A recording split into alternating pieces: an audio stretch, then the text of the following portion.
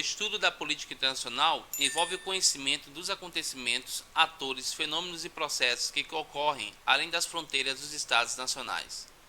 Para analisar estas dimensões, a disciplina das relações internacionais é uma ferramenta essencial.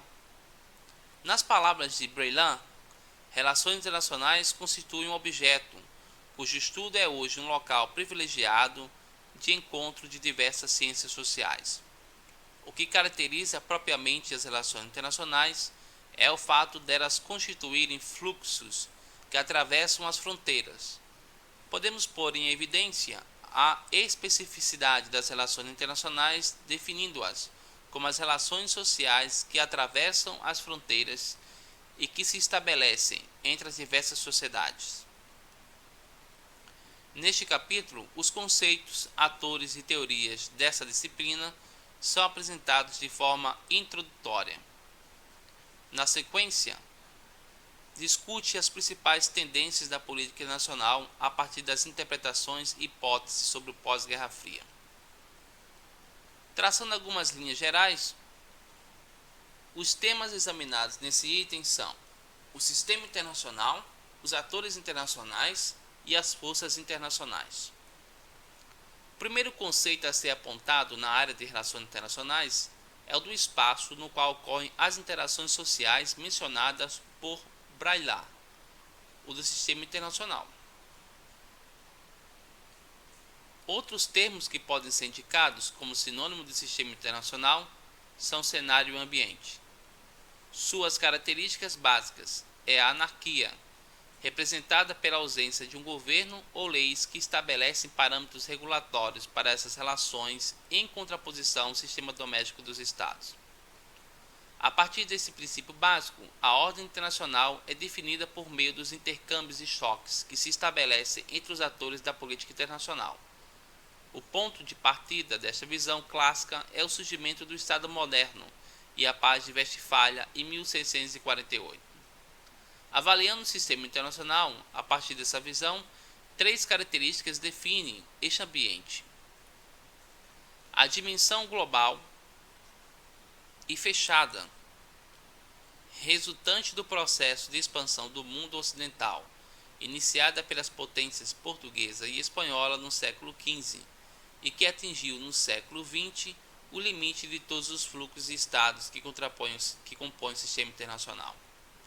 A heterogeneidade, que corresponde às diferenças entre os atores que ocupam o espaço internacional e diversidade desses mesmos atores, estados, organizações internacionais e fluxos transnacionais, e dos fenômenos que ocorrem no ambiente global, igualmente conhecidos como forças que se subdividem em naturais, demográficas, econômicas, tecnológicas e ideológicas.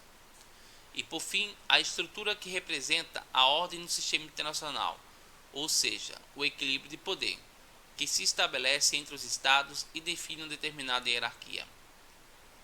Em termos teóricos, o equilíbrio de poder é um dos principais pilares da teoria realista clássica das relações internacionais do século XX, mas suas origens podem ser encontradas nos escritos de Tucídides, na obra A Guerra do Peloponeso, e nas dimensões práticas das relações inter-europeias do século XVII a XIX, sendo o conceito europeu estabelecido no pós-Congresso de Viena considerado o tipo ideal deste modelo.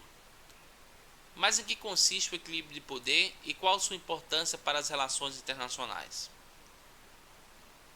Entidades soberanas, os Estados não possuem nenhuma autoridade acima da sua para regular suas relações no cenário internacional, cujo princípio central é, como citado, a anarquia.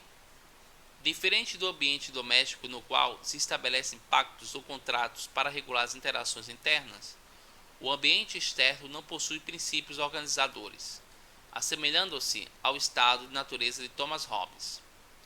A ordem internacional emerge a partir da dinâmica de competição e choque mútuo entre os estados que se anulam mutuamente ao perseguir seus interesses nacionais. A prioridade primeira é a manutenção da soberania e da segurança de cada unidade política individual. Este processo de contenção e dissuasão mútua entre os diferentes polos produz uma condição de estabilidade que, se não satisfaz plenamente a todas as nações, evita a inclusão constante de guerras e o extremo do jogo de soma zero.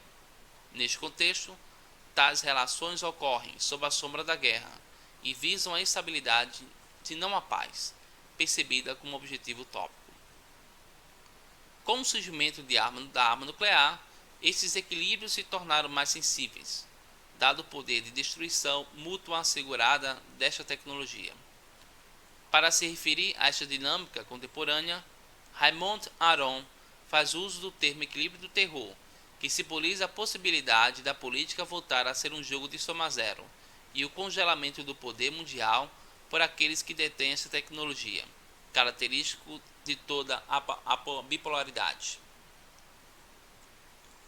Ao longo da história, 3 tipos de ordem podem ser encontrados: o unipolar, com a proeminência de um polo de poder, exemplo, Império Romano; o bipolar, com a existência de 2 polos principais, Guerra Fria, entre Estados Unidos e URSS; e o multipolar, composto por diferentes polos. Como indicado, o tipo ideal do equilíbrio de poder foi o Concerto Europeu de 1815 a 1914, composto pelos polos França, Grã-Bretanha, Prússia, Alemanha depois de 1970, com a unificação, Rússia e Império Austro-Húngaro. No pós-Guerra Fria, observam-se articulações complexas entre os modelos uni e multipolar. Definindo o sistema internacional, cabe analisar as características de atores que interagem em seu ambiente: os Estados, as organizações governamentais e as forças transnacionais. Os Estados são unidades políticas centralizadas, surgidas a partir da Paz de Westfália em 1848, contrapondo-se às instâncias fragmentadas e não seculares da Idade Média. Os princípios básicos do Estado moderno são a territorialidade, com base em fronteiras definidas, a soberania política sobre este território, constituindo um governo organizado, e a existência de uma população que habita este espaço. Juridicamente, os Estados reconhecem-se mutuamente, respeitando seus limites territoriais, e estabelecem relações diplomáticas entre si. Em síntese, 3 componentes materiais compõem essas unidades políticas: o território, a população e o governo. Todos os Estados são, portanto, soberanos dentro do seu território. Ainda que os Estados sejam iguais de direito, não o são de fato. As diferenças referem-se à sua história, constituições domésticas e a seus recursos de poder. Na medida em que o poder é um elemento essencial da política, a posse desses recursos por um determinado Estado delimita sua capacidade de atuação e projeção do sistema e sua medida de vulnerabilidade. Esses elementos correspondem ao nível de autonomia. A análise dos recursos de poder à disposição do Estado deve levar em conta 2 dimensões: a da posse e a da convenção dos recursos. A partir desta premissa, é preciso fazer a distinção entre o poder potencial de um Estado, aquele que existe em sua condição bruta, e o poder real, definido por sua capacidade de conversão. Exemplificando, um Estado pode ser detentor das maiores reservas petrolíferas do mundo, mas se não possui capacidade tecnológica para explorar este recurso, o seu potencial energético não se concretizará em recursos à disposição de sua população. Outra distinção a ser realizada quanto ao poder refere-se à tipologia dos recursos: o poder duro, hard power, e o poder brando e de cooptação, self and cooptative power. O poder duro corresponde aos recursos de caráter tradicional: dimensões territoriais, posicionamento geográfico, clima, demografia, capacidade industrial instalada, disponibilidade de matérias-primas e status militar. Por sua vez, o poder brando e de cooptação refere-se às fontes de poder econômicas, ideológicas, tecnológicas e culturais que corresponde à capacidade de adaptação, flexibilidade e convencimento de um determinado Estado sobre seus pares. A habilidade política da disseminação de valores e de produção de modos de vida, ou seja, modelos ideológicos, insere-se nessa dimensão. Em 2009, em uma discussão mais relacionada às perspectivas da política externa dos Estados Unidos, introduziu-se o conceito de poder inteligente, Smart Power, que se relaciona à junção equilibrada das fontes do poder duro e brando da ação dos Estados. Tendo como base estes recursos, algumas categorias de Estado podem ser identificadas. Superpotências ou potências globais, que detêm recursos nesses dois níveis, exercendo e projetando seu poder de forma multidimensional em nível mundial, o que lhes capacita ao exercício da hegemonia. O grau de autonomia é elevado, mesmo que essas nações eventualmente possuam vulnerabilidades específicas, como os Estados Unidos e o petróleo. Os recursos brandos e duros são utilizados de forma alternada ou simultânea para a realização de seus interesses nas relações estatais e não estatais. Potências regionais, com capacidade de ação em nível regional em suas respectivas esferas de influência, com menor disponibilidade de recursos que as nações de projeção global. Sua presença é definidora do equilíbrio ou do desequilíbrio em seu espaço geográfico. Estados pivô. Detém quantidade razoável de poder brando e duro, mas com deficiência de captação em algumas áreas. Pode-se inserir uma definição adicional neste grupo, identificando potências regionais localizadas do mundo desenvolvido. Exemplo: Alemanha e Japão, e as nações em desenvolvimento, como Brasil, China e Índia.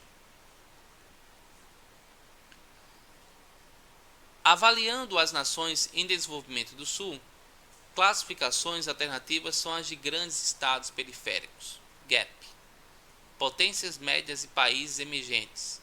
Termos como países baleias e continentais eram utilizados, mas se tornaram menos frequentes. Devido à sua condição, esses estados possuem características paradoxais, ao mesmo tempo em que detêm quantidade significativa de recursos de poder duro. Sua capacitação branda apresenta vulnerabilidades.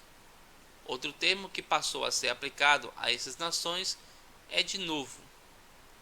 Segundo mundo. Durante a Guerra Fria, o termo correspondia ao mundo comunista, referente aos emergentes.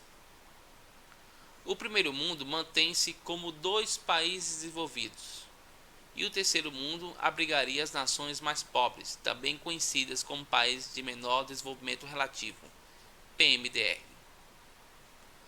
Esta diferenciação entre segundo e terceiro mundo não é aceita de forma ampla, havendo a preservação do conceito do terceiro mundo como mundo em desenvolvimento, que abarca os GAPs aos PMDRs. Papel local restrito. Países de baixa projeção global e regional, cujas políticas externas tradicionalmente são satélites desses outros níveis e que exercem um papel limitado, restrito a seu espaço físico. Duas categorias podem ser identificadas: a dos países menores e estabilizados, como Chile, e a de estados menos desenvolvidos e com elevada vulnerabilidade, vide Haiti. Esta segunda categoria corresponde ao PMDR e, na classificação da política externa norte-americana, aos estados falidos. Porém, os estados não se constituem nos únicos atores das relações internacionais. Apesar de se manterem como os principais, o campo dos atores não estatais divide-se em organizações internacionais governamentais e as forças transnacionais. Organizações internacionais governamentais ou intergovernamentais refere-se ao grupo políticos formados por estados que ganharam impulso a partir de 1945, do encerramento da Segunda Guerra Mundial. Seu antecedente contemporâneo foi a Liga das Nações, proposta pelo Tratado de Versalhes a partir dos 14 pontos de Woodrow Wilson. Naquele momento, As organizações internacionais governamentais surgem como espaços de negociação diplomática e construção de consensos, estabelecendo relações diretas entre os estados que facilitam a mediação das suas relações, a cooperação e a perseguição de objetivos comuns. Estes fóruns multilaterais permitem o aumento dos contatos entre as unidades políticas e canais alternativos de ação. As organizações internacionais atuam em dimensões diversas da política internacional, dividindo-se segundo seus propósitos e extensões, esfera de ação, membros de dimensão. As de propósito abrangente e as de propósito único e as globais e regionais. A ONU, por exemplo, é um de propósito abrangente, global, enquanto o FMI e a OMC são organizações internacionais de propósitos únicos, global. Em termos regionais, a OTAN apresenta propósito único, enquanto a União Europeia e o Mercosul seriam propósito abrangente. Formadas por estados, as organizações internacionais possuem uma relação complexa e paradoxal com seus membros fundadores. À medida que se comprometem com as organizações internacionais, os estados concordam em abrir mão de parte de sua soberania e a respeitar a Carta Tratado que constitui essas instituições. Com isso, as organizações internacionais ganham autonomia para discutir e propor políticas, fortalecendo seu papel como fórum de negociação e tomada de decisões. Esta autonomia é relativa à medida que o seu funcionamento depende da ação dos Estados-membros que contribuem para sua manutenção em diversas áreas, desde a financeira até a militar e estratégica. O poder das organizações internacionais não se sobrepõe à soberania dos Estados, o que gera, por vezes, desrespeito às suas decisões e prescrições. Não são inéditas as oportunidades nas quais os países alegam questões de segurança e interesse nacional para ultrapassar o âmbito multilateral e agir individualmente. A ação dos Estados na condução da guerra do Iraque, por exemplo, 2002-2003, ilustra essa situação, como é abordado e os dilemas associados à preservação da credibilidade e integridade dessas organizações internacionais. Preciso igualmente fazer uma distinção entre as perspectivas que os estados de diferentes portes trazem para o âmbito multilateral.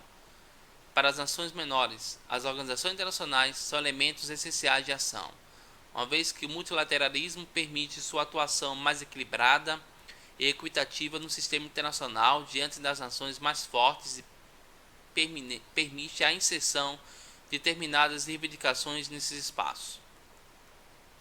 Para os estados com os maiores recursos, além de funcionarem como canais diplomáticos, as organizações internacionais podem ser criticamente percebidas como meio alternativo de pressão e exercício de poder. Existe, assim, uma relação ambígua entre as organizações internacionais e os estados, sustentada em uma dinâmica de autonomia e dependência, de igualdade e pressão.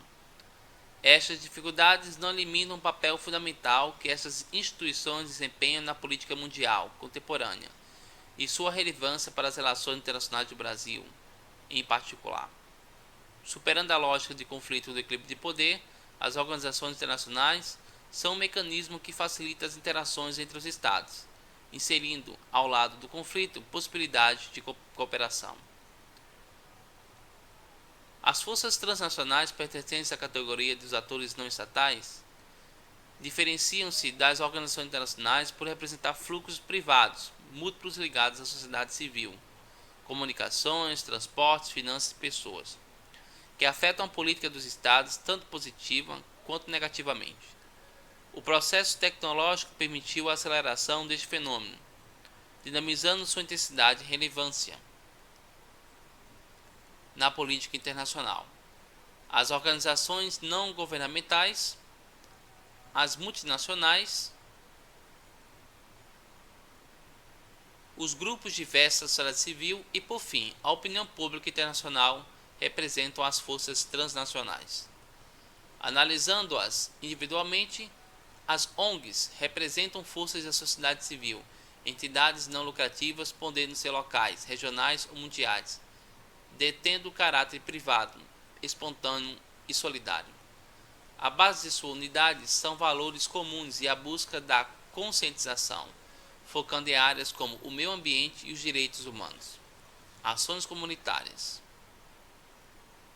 Ocupando espaços tradicionalmente não atendidos pelo Estado, as ONGs ganharam um impulso considerável com o fim da Guerra Fria. Positivamente, incentivam a cidadania e a participação popular, mas do lado negativo, podem atuar como poderes paralelos, em particular em países em desenvolvimento. Dentre as ONGs mais conhecidas podem ser citadas a Cruz Vermelha, o Greenpeace, a Anistia Internacional, a Human Rights Watch e a Fundação Mata Atlântica, o Banco do Povo, dentre outros. As companhias multinacionais e transnacionais são empresas de atuação global em diversos estados, cuja sede localiza-se em um determinado país de origem.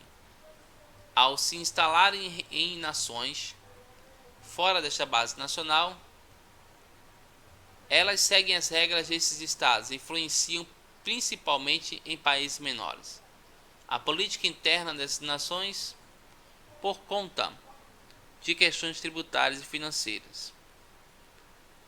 Para os estados mais poderosos, representam, mesmo que indiretamente, fontes de poder brando.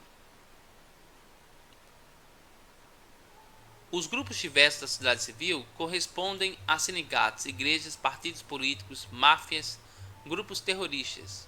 A opinião pública internacional ainda é um movimento embrionário, mas que com as interações cada vez mais rápidas das comunicações e transportes tem desenvolvido um perfil próprio.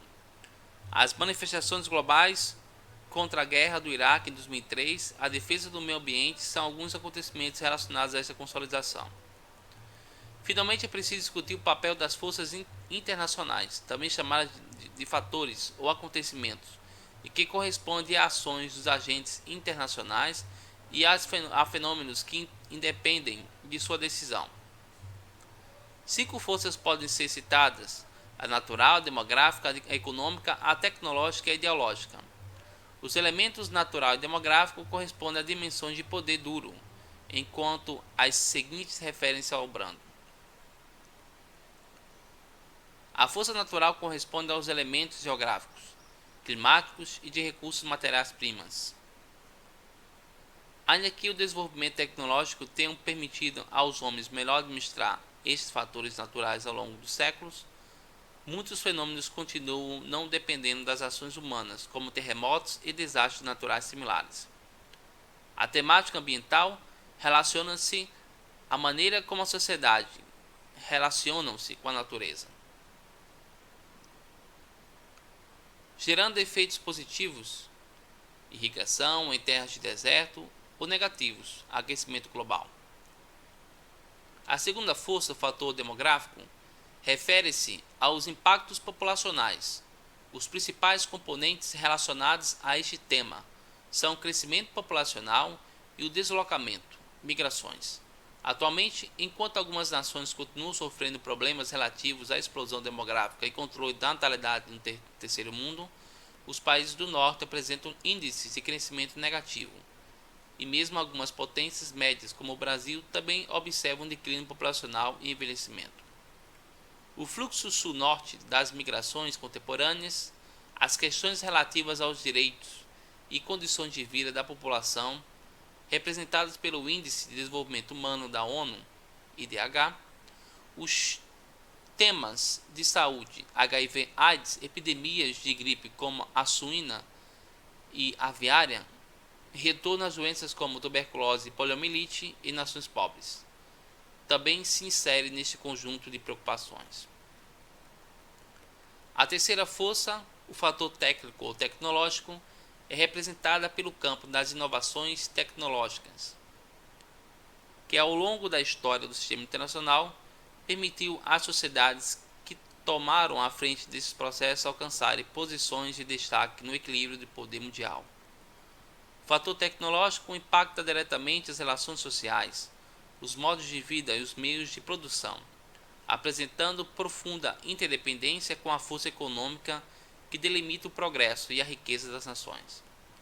A primeira onda de colonização marítima, as revoluções industriais, englobando a criação da máquina a vapor na primeira, os desenvolvimentos da indústria química na segunda, a científico-tecnológica na terceira e possivelmente a quarta, da genética e biotecnologia, o avanço do poderio bélico e estratégico, advento do poder nuclear e de outros meios de destruição em massa, a renovação das comunicações com a internet, são alguns dos fenômenos que podem ser mencionados de forma não exaustiva. No século XXI, um conceito que torna cada vez mais presente é o da guerra cibernética, Cyber Wars, que traz uma ameaça diferenciada à segurança dos estados. Segundo este conceito, os conflitos interestatais assumem uma dimensão virtual e passam a ser travadas por meio de invasões de computadores, sítios oficiais de governos e empresas, que podem paralisar serviços públicos, energia, transporte e água, e serviços em geral, bancos, supermercados e escolas. Outras questões relacionadas são a espionagem, o roubo de dados pessoais e o tráfico de informações. O fator econômico influencia as esferas sociais, produtivas, ideológicas e culturais das sociedades modernas, resultando em diferentes formas de divisão de trabalho no cenário global e na separação interna das classes dependendo do modelo adotado. Durante o século XX, dois modelos econômicos confrontam-se, o capitalista e o socialista. A Guerra Fria representou o auge dessa confrontação, respectivamente entre os blocos liderados pelos Estados Unidos e a antiga URSS, e a precedência do capitalismo liberal norte-americano sobre este outro modelo de vida. Estes modelos não eram únicos, apresentando variações. No capitalismo, além do norte-americano, a Europa desenvolveu a social-democracia e os países asiáticos um capitalismo de Estado. No campo socialista, os modelos soviético e chinês apresentavam diferenças. No século XXI, o modelo híbrido de economia socialista de mercado chinesa ganhou destaque, assim como as teorias da globalização e, mais recentemente, da crise. As forças ideológicas representam o conjunto de valores e percepções desenvolvidas pelas sociedades humanas para explicar e compreender sua realidade. As ideologias são instrumentos de construção política e produzem sistemas de pensamento e agendas capazes de motivar e comandar estados e suas populações e cooptá-los. O liberalismo, o nacionalismo, o fascismo, o socialismo são exemplos dessas construções e símbolos que prescrevem e orientam certos modelos de comportamento e de modo de vida, sustentando paradigmas sociais, culturais e econômicos. A partir dessa breve abordagem, o próximo item apresenta uma visão panorâmica das principais correntes teóricas da área.